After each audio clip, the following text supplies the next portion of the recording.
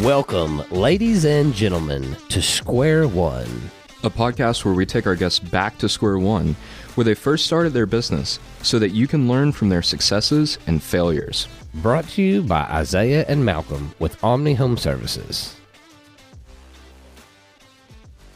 Today we have Darren Miller and Sydney Blackwell. Thank you guys for being here. A little intro for Darren. Darren is the founder and owner of Heroes Homes Group out of Cleveland, Tennessee. He has about 16 real estate agents on his team. He is an EXP guy with about 50 people in his downline. Sydney Blackwell is also rock star that's been a real estate agent for 3 years? 5 years. 5 years, get out of town, okay? And together they are the founder of Goosehead Insurance. We're going to get into that. Oh, yeah. First off, I would like to tell the listeners, Darren is a former Army veteran, a former police officer, a former school resource officer. And I remember as a home inspector several years ago, Darren told me the funniest story that school resource officers get like the shittiest police cars. Oh, yeah. Like ever, right? So Darren says like there was somebody that did something illegal. I don't know if they ran a red light or something, but Darren's like, yeah, blue lighted them and they hit the gas and my car wouldn't do more than 55 miles an hour. So I just turned off the blue lights. Turned around and went back to where I was sitting at. They was speeding by me. I never had a chance. Not one chance. No, did I also make it up? In my mind, I think you drove that car to an inspection and either you said you wouldn't be surprised for, or maybe you walked out one time and the fucking car was on fire. Not my car. My car wasn't ever on fire, Okay. but I wouldn't put it past some of those cars. The way those work, patrol, they drive them pretty hard. And then after, they get a new car, then it gets handed down to the SROs and the court system. So those cars are just A to B cars. They're not made to go Well, to it's a Chevy Impalas, too. I mean, like, who in the right mind thought that was going to be a good police car, in my opinion? I don't know. I mean, I guess it was at one time, right? And then after you just abuse the shit out of it, it's not. Mm-mm. Okay, so let's get right into it. You guys got a lot going on. We do. Love it, though. I wouldn't be happy if I was just sitting around doing nothing. Like, I've got to keep my brain busy. I've got to stay busy. Just so everybody also knows, Darren is also a real estate investor, and we are in a personal race to 50 houses. 50, 100, whatever. 100, something yeah, like that. we're heading, I think, 50 first because we're just not there yet. But How many rental houses do you have, Darren? 23. 23. Cool. 23 doors. Some of those are duplexes, so I just count them as doors. But All right, so we want to start. Where do we want to start, Madison? With Goosehead? All right, so let's start with Goosehead because we have the wonderful Sydney with us today. Our target audience is somebody that's building a business, somebody that's aspiring, somebody that, actually, Sydney is like a perfect avatar for our listeners because it's somebody that has put in the work, somebody that has proved they're an asset, somebody that's pulled the wagon for the real estate team or whatever team, and then Darren sees the beautiful potential of what you can bring to the table, and you guys start a company together. Yep. So Sydney is a co-owner of Goosehead Insurance. correct. Tell us how you guys structured Goosehead Insurance, because I know that there's a lot of people out there, whether you're a landscaper or a financial advisor or whatever, you got people on the team that are doing good stuff and you want to raise them up. Mm-hmm. Tell us how you've structured the ownership of Goosehead Insurance. Sure. So it kind of all started when, we're very customer based and customer service has been kind of up top for me. It's what I want to always kind of set the bar high for customer service, and it's helping as many people as we can. So we got to looking into how can we help more people and figured that insurance would be the best way to, because everybody needs insurance, whether you know it or not. Everybody has to have or should have insurance. So I knew that I wanted to get in the insurance business, but I don't want to be an insurance agent. I just want the ownership of the company, control and more so of just being able to help more people aligning with the right people. So I started researching companies aligned very well with Goosehead based on the models that they offer. And then I knew exactly who I wanted to be the insurance agent on that side. So as soon as I had made a decision that Goosehead was the way I wanted to go, the next step was finding the insurance agent side. And Sydney and I just go back, she started with me 5 years ago. She's, a hard worker, a hustler. She's, first in the office in the mornings, making a ton of calls and just doing whatever it takes to get the deal done. And I knew that she'd be excellent in that position. So I approached her. We went to lunch and said, hey, let's do this. And she's like, I'm in. I was like, you got me crying in the club, Darren. I thank you so much. I didn't know if you would ever wanted to do. I was excited, because that's a lot of trust, and he's been burnt and by other people and stuff, and people have done him dirty and stuff. I just don't ever, I want to support him, and I can see his vision and what he wants for his future and stuff. And I want to be a part of that. So. Yeah, we knew it would be just a good fit. She's doing excellent so far. We're only 7 months into our venture at this point. So it's a baby company, but we're getting there. We're starting off, and we've been able to help and save a lot of people money, which was our goal in the beginning. I love that you're customer based. So I know you've been burned in the past. Oh, yeah. And that's kind of the whole premise of our show is like how we've been burned and what we've learned from it. But you've been burned from the past, and you've put the trust in Sydney to help, to actually run this company. Yep. So if you would tell us, how is your operating agreement lined out? Like, let's get to the nitty gritty real quick. Like, what is the operating agreement look like between the two of you? Sure. So I fund the business venture, and she takes care of the, all operations, the day-to-day operations. As far as ownership goes, I've got 80%, she's got 20%. As our book of business increases, that will increase as well. And as we hire more people, more ownership will go in that direction. But that's our starting point is 80-20, and we build it from there. Is that, Sydney, is the future super clear for you or no? Yeah. It is? I think so. I mean, I think by the time I go based off of my age, so I just turned 26. And so 30, whenever 30 comes, it's looking great. From what we've been hearing from other agency owners in Tennessee and stuff, about that 2 to 3 and 5 year mark is where things really start getting ramped up, because insurance is a very slow game. And it's a really bad year for insurance too, on top of that. So I just keep looking forward to that. And I know that by that time I'm banking on a $5 million book of business. And that's the goal. So what does a $5 million book of business do for you? We have a buddy that is at a $3 million book of business, and he clears, quite a bit of money a month. So, I mean, hopefully at that point, I would like to have a team underneath me of insurance agents and stuff like that. Like I want to be able to grow it to the point where we can also grow other people that I bring on into the field as well. So what does that mean for you? I mean, is it clear in your operating agreement, like what you get paid, how much that's worth to you, those kind of things? Yeah. It's built out inside of that, but that's something that we agreed upon that we're going to evaluate annually as well and make adjustments that is necessary. This was a joint venture from the day one, and, I fully plan to honor, as we grow, she'll be a part of that growth too. Right now, and most importantly, we want to, just make sure the business is making money and has money in it. So we're just trying to build up revenue. Most importantly, I'm okay. I still sell real estate, so I'm okay right now. Not, So you're happy with the Goosehead arrangement, Sydney? Yeah. Oh yeah. So I think what I'm trying to get at with our listeners. What are you trying to get at? Sorry. I'm sorry. I know that was a tough line of questioning. I guess what I'm trying to get at is we get hung up with the details. Mm-hmm.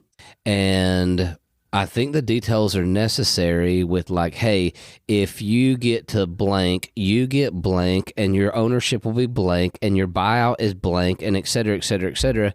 When that's clear, because Darren and I have been burned in the past, and that's what everybody says would prevent that. The problem is if you go through the steps and all that's so clearly laid out, I think you miss out on some opportunity. Oh, yeah. Because like the opportunity is insurance, mm-hmm. and the opportunity is there. I love the fact that you would just say, listen, this is what it is.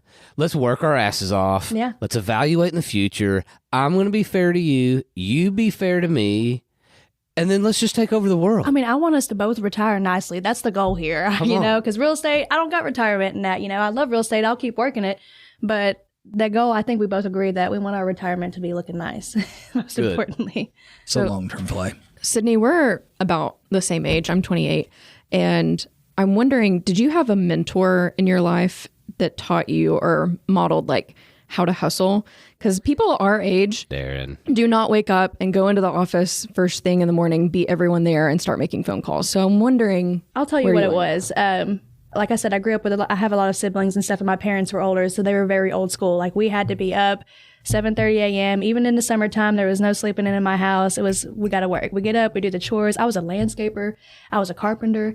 I laid all the flooring in my mother's house whenever I was 12 years old. I built a deck whenever I was 15 on our front porch. Like, I can do, like, it's just my parents were very old school, and they believed that, we had to get work ethic to make it in this world. So it's kind of just scooped on in there. And then I get to see Darren over here and see his work ethic and what he does and what he has accomplished from it. And I'm just like, well, I got nothing else better to do. I might as well do it, Yeah. And Darren, did you have a mentor? No, not at all. I'm kind of like far out from most people you'll meet. I didn't have parents involved. I kind of built myself up. I just had a vision that I didn't want to be the way that my parents were. And I knew that I wouldn't be. And if I didn't want to be, I had to work hard. So that's exactly what I did, from when I was 17, joining the Army until later on in life. And, just staying with that work ethic the entire time. Mm-hmm. Yeah. Well, we can all appreciate that. So this is a question for both of you. Darren, if you want to answer first, tell us about one of your biggest business failures. Yeah, that's a pretty good one. The very first investment property that I decided that I wanted to buy and flip.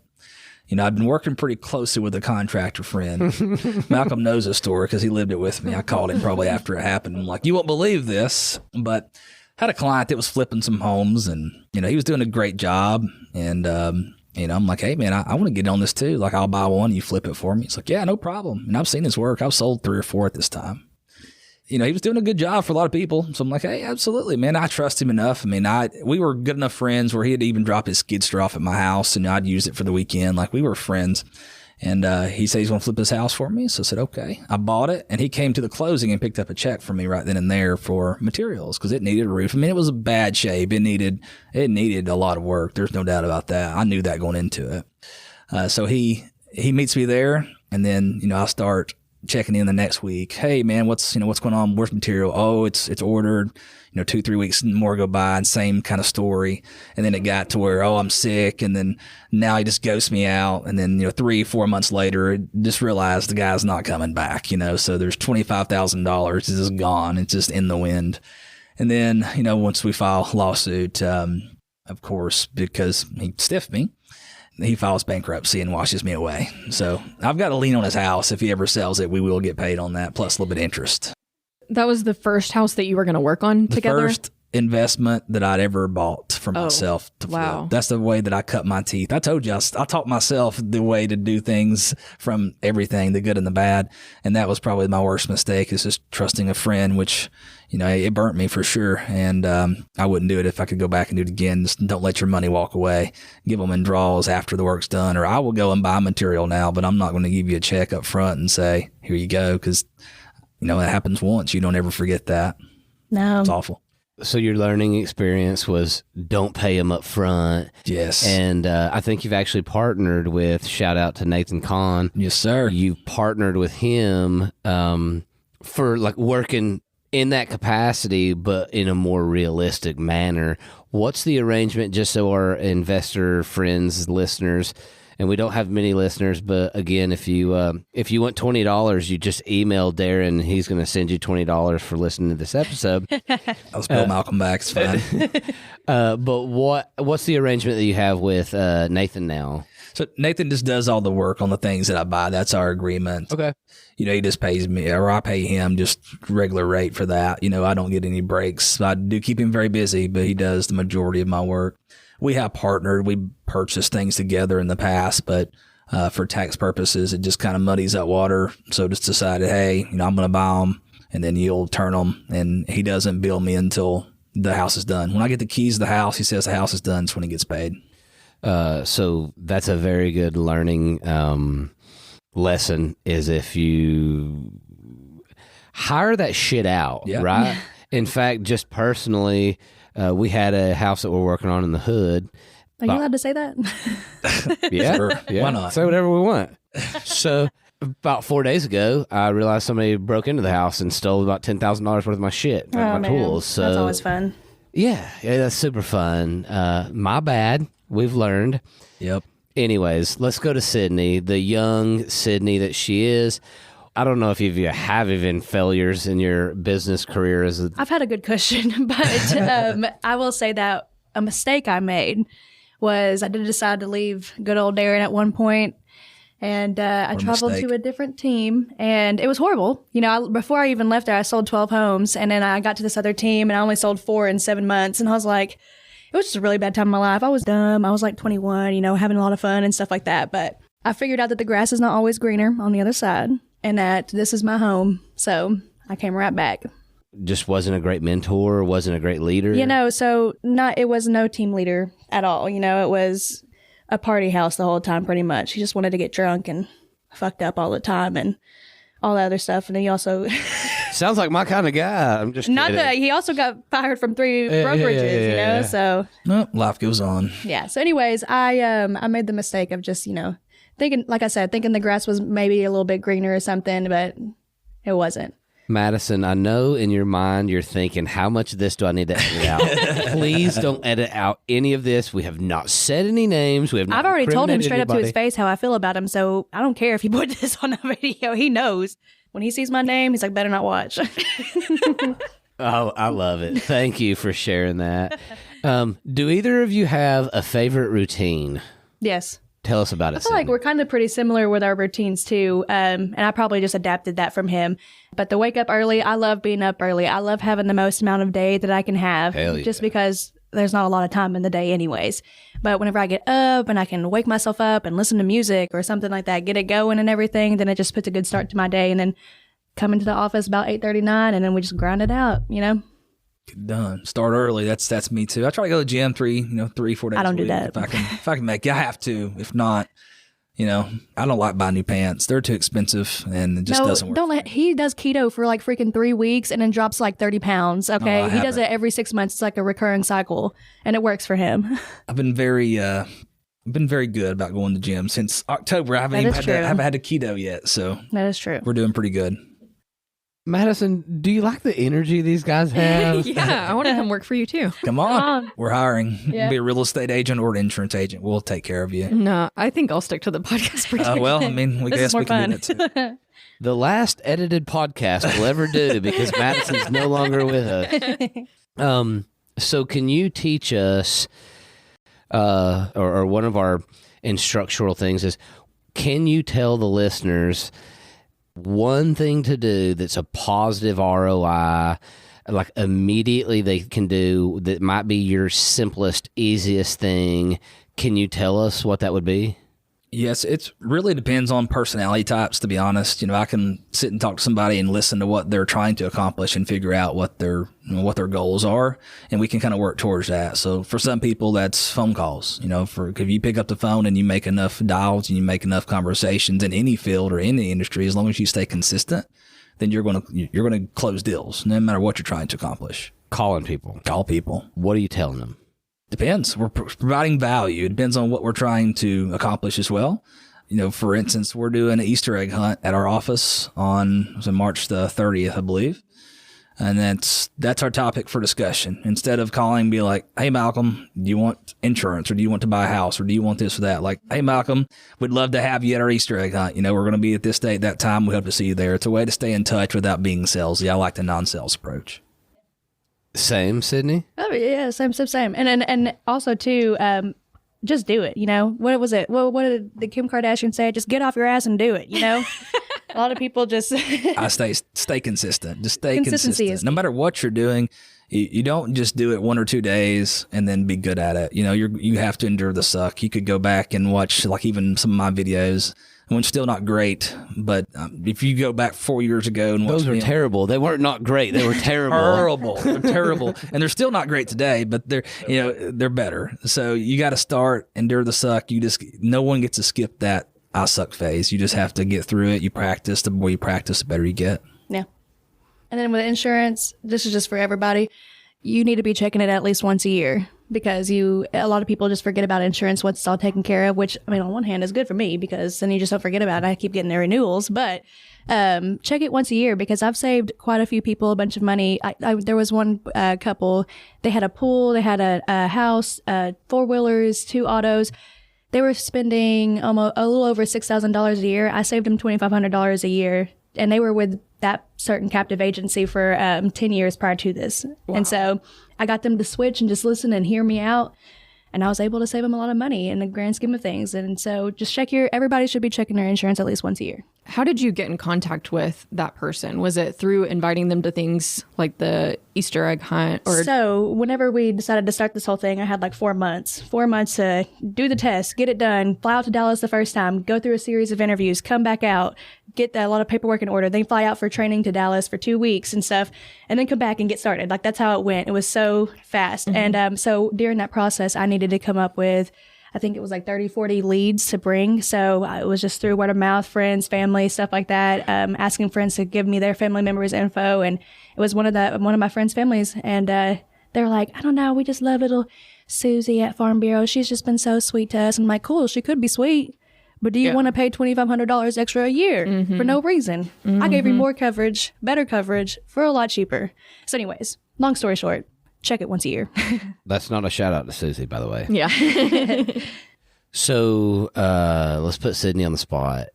I think the majority of us are going to agree that insurance kind of sucks. Oh, it's boring as hell. Okay. Boring as hell. So what are you doing, like home and auto? Yes. Anything else? Just home and auto for now. Once we get to a certain revenue stream, we can then take on a commercial. So we're moving towards that, just not there yet. So we don't typically do this, but I'm going to put you on the spot because you're 26. Okay. Why would I choose you over Susie from... Because I'm young and I've got something to fight for. Everybody else is just chilling, hanging out. They've already done all the hard work. They got a book of business and stuff. They're just waiting for people to walk through the door. Not me. I need everybody. I need what I can get. So yeah, I'm going to work harder and I'm going to work as much as I can for you. See what I can do for you. Because I got something to prove. I like that. Yeah. Cool. So... the majority of your insurance leads are coming from real estate clients? No. Or no? So, of course, we get to leverage the real estate team. I go out and prospect lenders. So I go to lenders, ask for their business. I take them to, like, we got a lunch meeting today with Andrea Davis from Smart Bank. We're going to meet it with her. Shout out. And then Rusty Wink tomorrow. He's with First Bank. So essentially, I'm prospecting lenders and just, saying, hey, I'm not sure if you're familiar with Goosehead, but we have 40 coverage options. I mean, I don't represent a certain agents. I don't represent the insurance company and what they have to offer. I represent the client, and I place them where a carrier that fits the best for them, if that makes sense. So that usually helps out a little bit. And I can usually help with, as far as loans go, loan closings and stuff. If we need a pinch on like DTI or something like that, I can usually really work with that and get them in that little area to where they can stay pre-approved, stay with the house that they want, and get them closed. So there's a lot of different variations and stuff, but options is key. Yeah, that's why what Goosehead to begin with was, that there's, because we could have went CAT, we could have went to, a Farm Bureau or, different companies throughout, because there's several out there, but with us, we get, 40 plus right there. It's just, you put the address in, put the information in, and then there's the quotes, and you just kind of pick through what the client needs and match it up. So before we have a couple other questions to wrap up with, is there anything else you would like our listeners to know about either of you? You know what, Darren? Let me ask you specifically, because you have 24 houses, 24 doors. Can you give any of us any advice about investing?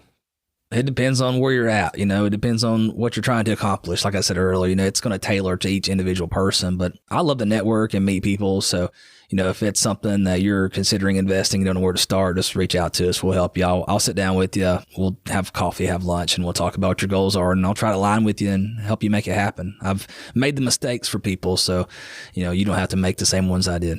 How would a listener get in touch with you? An email? What's your email address? It's darren.miller@exprealty.com. You can also email Darren and tell him you want to cash in on that $20 gift card, and he'll send it to you. I'll be forwarding that right Thanks, to Malcolm.